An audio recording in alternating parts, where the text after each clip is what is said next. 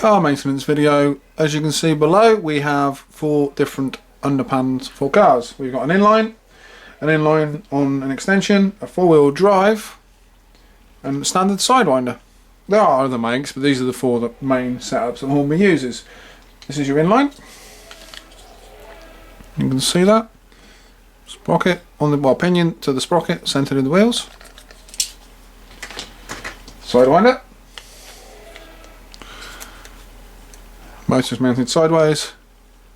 There's the pinion, there's the wheel, or the gear cog turning the wheel. It's actually quite wide, by the look of it. 4-wheel drive system. I loathe this system. Spring mounted. Guide blade at the front goes up and down.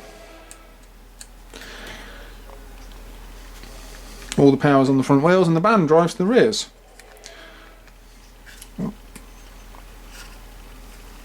This is the Focus, the better of the 4-wheel drive cars they made. Magnet is underneath this bit of tape. I find it holds the back down and these kind of slip, and the band slips on the wire as well, or well, on the sprocket bit. You can see there's the pulley. And there are the wheels turning. That does have a habit of slipping if you leave the magnet in. I usually get rid of the magnet in a 4-wheel drive car. And finally, extended inline. Which is quite common. This spring habit of slipping causes the car to slow down. Maintenance. This is actually a maintenance video. It's all about oiling. It's generally the same for all the cars. That's oil, which is here. It's really weird working at this angle. And 2 hands. So you want to put oil usually on the pinion and the gear where they join, especially with the inlines, because these teeth do have a habit of breaking. So you want to keep them well oiled. Oil inside the bearing so that the axles are turning clean. You want to keep these clean as well.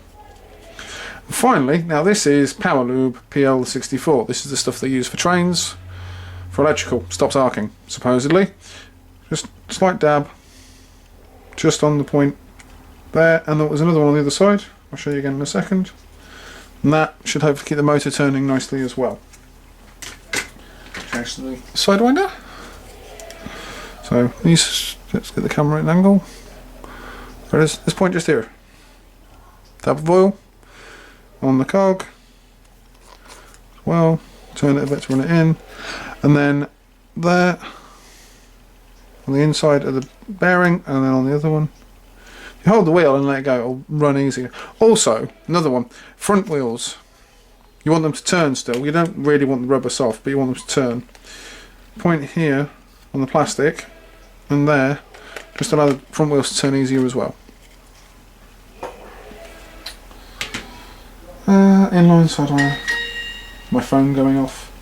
Now, the 4x4, you don't want the oil going on the banding, because you really don't want this slipping. This needs to stay as tight as you can keep it. Bulb's gone, obviously, there's only one light flashing. So, there's bearings on the front of this one as well, and the rear, so it's all the bearings they're doing.